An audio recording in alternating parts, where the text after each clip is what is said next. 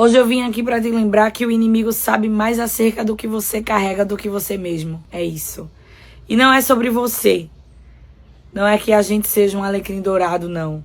É que Deus escolheu colocar algo dele em nós que vai gerar um impacto. E o inimigo credibiliza mais o que sai da boca de Deus ao nosso respeito do que nós mesmos. E quando eu te digo isso é porque quantas vezes o Senhor fala algo sobre nós, o que Ele vai fazer com a gente, o que Ele tem para as nossas vidas, e a gente descredibiliza. Deus fala hoje, amanhã eu esqueço.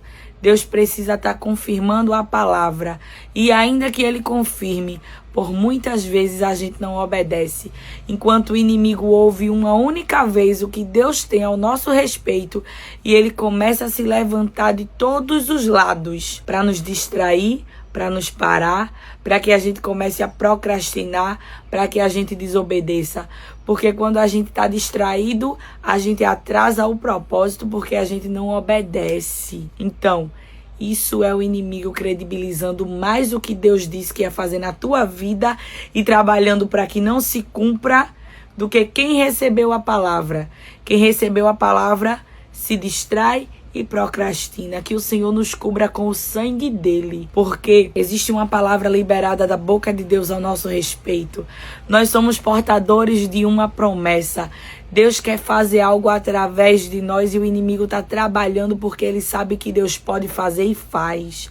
Então ele está trabalhando para nos tirar do foco, para nos tirar da direção e da posição. Nós precisamos ficar com o que Deus disse. Nós precisamos lembrar o que foi que Deus disse, o que é que eu carrego. É por isso que o inimigo tem se levantado. A gente precisa parar de ficar de boca aberta no meio do tiroteio, porque o inferno não para de trabalhar. Mas se eu me posicionar, não existe ferramenta preparada que prevaleça. Não existe seta lançada que me atinja. A partir do momento que eu digo, eu vou obedecer e o Senhor vai realizar o que Ele disse. E maior é o que está conosco. Por que é que eu estou te dizendo isso? Porque a palavra nos mostra isso. Vamos para a palavra? Pega a tua Bíblia, a Bíblia de papel, que é um privilégio que nós temos. Gênesis 37, versículo 5 diz assim: certa noite, José teve um sonho. O que é um sonho? Os sonhos são experiências mentais que acontecem quando nós estamos dormindo.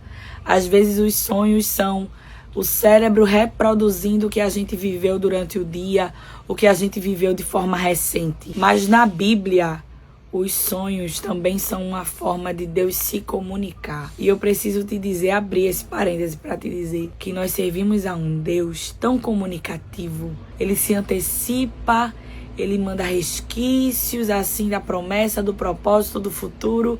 Somos nós quem não entendemos a direção que ele está nos dando, as dimensões que ele está falando. É a nossa limitação.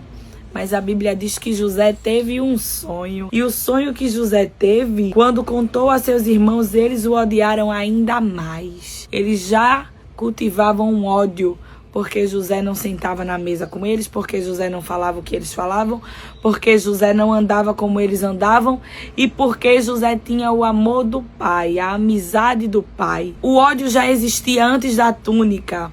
Aí o pai vem e dá a José uma túnica, evidenciando a diferença que José tinha acerca dos outros irmãos. Mas o ódio dos irmãos, eu já abro um parêntese para te dizer, porque é mais forte do que eu. O ódio dos irmãos, antes da túnica, não impediu que Jacó comprasse uma túnica diferente para José. O levante do inferno com a tua vida, quando o Senhor libera uma palavra, se tu permanecer na posição, o ódio do inferno não impede que os presentes de Deus cheguem até você. É só você não sair do lugar. Não tem ódio certo que faça o Senhor não evidenciar em matéria o que Ele tem contigo. O amor, o cuidado e o zelo que Ele tem acerca da tua vida, porque Jacó não desistiu da túnica, de presentear José com uma túnica, porque os outros filhos não gostavam de José. Não é sobre os outros, é sobre a tua intimidade com teu pai, é sobre você estar pertinho do seu pai e ele começar a agradar você, porque você tem agradado a ele, independente do que Levi, Simeão, Judá e afins estão falando. O pai quer manter um relacionamento com você, como você quer manter com o pai, e é isso que importa. Os irmãos odiaram ainda mais José. E José disse: ouçam este sonho que eu tive. Estávamos no campo amarrando feixes de trigo. Eu preciso da tua atenção aqui. O sonho de José é Deus dando a ele um pouquinho do futuro. Presta atenção no que é que Deus tem falado contigo. Quais os sonhos que Deus tem te mostrado. Em qual nuance ele está se comunicando contigo. Tu precisa entender o que é que Deus está te mostrando, para tu não ficar cega num tiroteio, porque ele não te quer cego no tiroteio, não. Deus, ele quer nos deixar atentos. É porque a gente se distrai, a gente fica cocheando em vários pensamentos, a gente fica dando asa a muita distração, e Deus está dizendo assim: eu tô te mostrando um pouquinho do que eu quero fazer contigo no futuro. A gente está distraído. O sonho de José foi: estávamos no campo, estávamos todos, ele e os irmãos. Estávamos no campo, amarrando feixes de trigo. Por que trigo? Porque eles estavam no campo amarrando feixes de trigo. De repente, meu feixe se levantou e ficou em pé. E seus feixes se juntaram ao redor do meu e se curvaram diante dele. José tinha 17 anos. A atitude dele de contar era Deus trabalhando nas entrelinhas, na imaturidade de José, na falta de experiência de José. José contou na inocência, mas Deus precisava que os irmãos de José lembrassem daquele sonho no futuro. O Senhor sabe como trabalha, até nas coisas que a gente verbaliza, até nas coisas que a gente fala. Tudo coopera juntamente para o bem daqueles que amam a Deus. O apóstolo Paulo disse. E a Bíblia diz que eles o odiaram ainda mais. Seus irmãos responderam: você imagina que será nosso rei? Pensa mesmo que nos governará? Aí eu te pergunto, José interpretou o sonho? José só contou o que ele tinha sonhado. José estava de fato e de verdade inocente naquilo. Ele disse: eu sonhei que a gente estava todo mundo junto amarrando feixes de trigo, e de repente ninguém esperava. Quando meu feixe ficou em pé, de repente ninguém planejou. A gente não esperou que isso acontecesse, mas do nada ele ficou em pé. O de repente é Deus trabalhando onde tu não estás vendo. O que é de repente para os meus olhos e para os teus olhos é Deus dizendo assim: eu trabalho nos bastidores sem precisar estar te explicando o que eu estou fazendo. O que foi de repente para José um feixe se levantar, tinha um Deus trabalhando para que aquele feixe se levantasse. José só viu o feixe de trigo em pé. E o Deus que levantou ele sabe como foi que levantou, por que foi que levantou e quando foi que começou a levantar. Tu entende como é que Deus está trabalhando na minha história e na tua história? Alguém só vai ver o feixe em pé, mas quem levantou o feixe sabe como foi que fez e quando começou a fazer. E ele não precisa me explicar e te explicar nada. Vamos continuar? Ele não interpretou o sonho. Os irmãos interpretaram e o odiaram ainda mais por causa de seus sonhos e da maneira como contavam. É quando eu te digo que o inferno credibiliza mais o que Deus colocou sobre você do que você. A Bíblia vai dizer lá no livro dos reis, segundo livro dos reis, que um exército inteiro